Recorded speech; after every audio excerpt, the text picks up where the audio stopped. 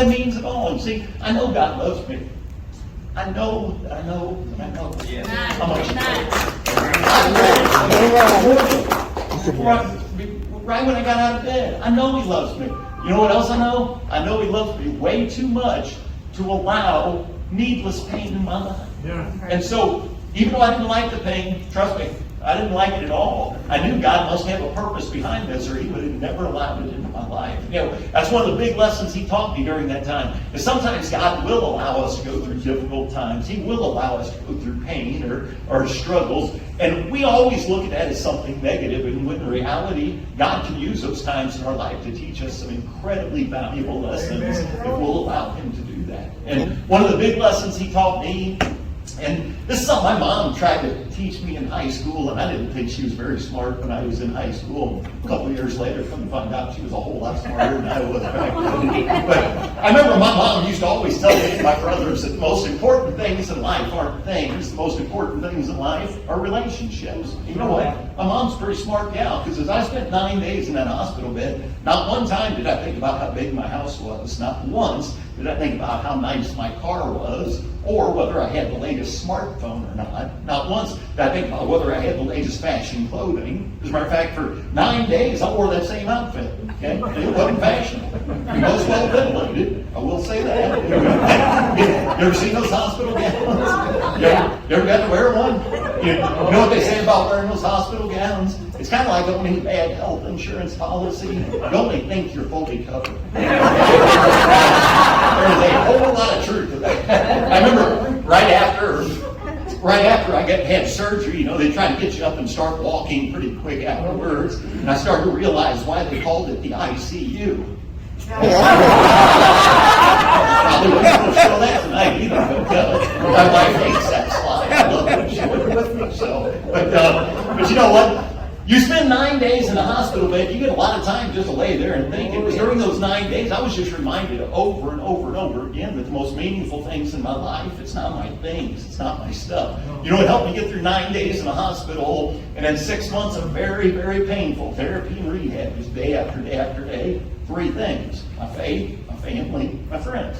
You know what? All 3 of those things are relationships. My faith, my relationship with Christ, the most important relationship in my life. You know what this time taught me? Is that He is faithful. He is faithful. But my faith. And listen, my goal every day as a man, every day I get out of bed, my goal never changes. Okay, my goal is the same every single day. That's just get up, go out, love other people. Not judge other people. That's really easy to do. But go out and love other people. How many of you know this? That's not easy to do. Because there are some people in this world that are very difficult to love. Okay? Don't look at each other right now either. But you know what? Just love those people anyway. Because listen, one day when my life story is complete, when people are sitting around at my funeral, and I might just cater Zarda barbecue for my funeral. But you know what? I could care less if they know I was in the Mascot Hall of Fame or not. You didn't even know there was a Mascot Hall of Fame, did you? Everybody does. I could care less if they know how many years I spent as a mascot for the Chiefs or how many Super Bowls I may have gone to. Because, listen, one day when my story is complete, I don't want to be remembered for what I did. You know, how I hope to be remembered on that day is just for who I was. And if the only thing people ever say about my life is that I love the Lord and I love people, I'm going with that. That's my faith. Secondly, it's my family, my wife, my kids, my parents, my in-laws. I'm just blessed to have a great family to support me through that difficult time. Then my friends from my church, my neighborhood, my co-workers, just so many great people. They'd bring a meal to our house. They'd stop and visit with me because they knew I was sitting at home bored stiff with nothing to do. Got all kinds of encouraging text messages and emails. Got all kinds of cards and letters. I did bring one of them with me. I'm going to show you this real quick tonight. I think you guys will appreciate this. I speak at a lot of schools. And when I say a lot, if there's not a pandemic going on, I usually speak at 75 to 100 schools a year. I hang out with 22 kids all the time. But when all these kids found out Casey Wolf got hurt, what happens? They start to make cards and mail them up to the stadium. So I have got boxes and boxes and boxes of these things. This was one of my favorites. Came on a hot pink card from some little girl out in the middle of Kansas. And it said this: "Get well soon, Casey Wolf. Merry Christmas and Happy Thanksgiving." We do things a little different in Kansas. But favorite part was the inside. It says, "Hello, Casey Wolf. My name's Warren Jones. You came for an assembly at my school. You probably don't remember, but I'm from Sterling Elementary, and I am so sorry. And you know what? You're so lucky you didn't die. That would have been sad, wouldn't it?" Merry Christmas, folks.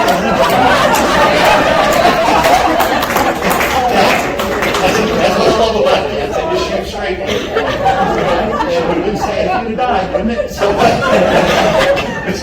it's cards like that remind me. My mom is a smart gal. The most important things in this life are not things. Most important things in life are relationships. And let me challenge you. As you decide how you're going to spend your coin each day, I challenge you to make relationships a priority. Because if you're going through a difficult time in life, trust me, it's your relationships, you know this, are what gets you through the difficult times. And even if you're not going through a difficult time, if you're here tonight, everything's good in your world, and I hope it is. Here's what I've learned on the good days and those not so good days. It's my relationship.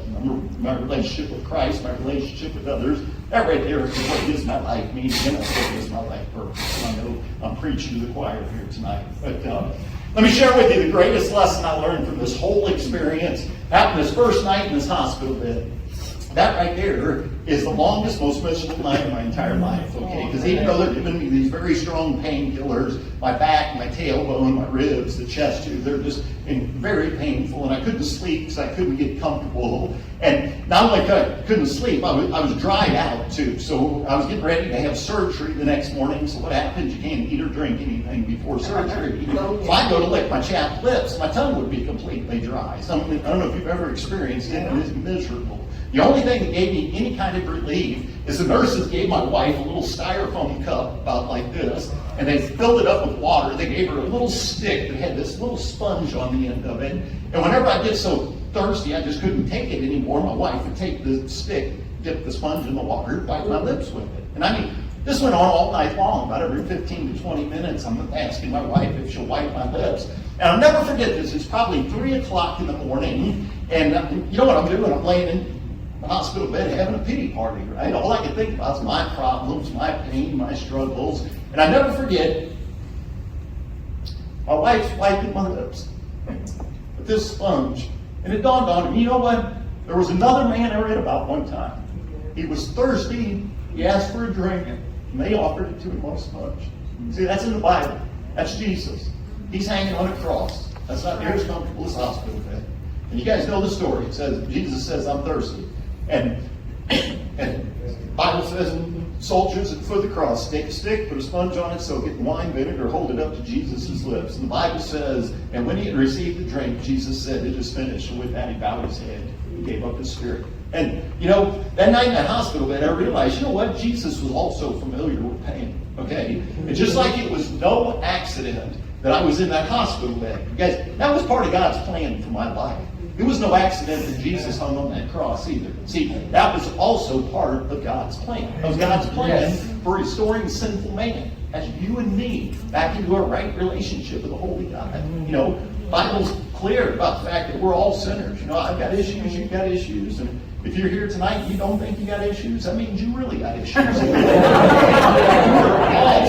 Okay? My wife's a counselor. She tells me that's all the time. Just the people that don't think they got issues, those are the ones that got all the issues. But you know what? We're all sinners. But one of my favorite scriptures, Romans chapter 5, verse 8 says, "But God demonstrated his own love for us in this, while we were still sinners, Christ died for us." You know why Christ came and died? One simple reason: because he loves us, because he loves you, he loves me.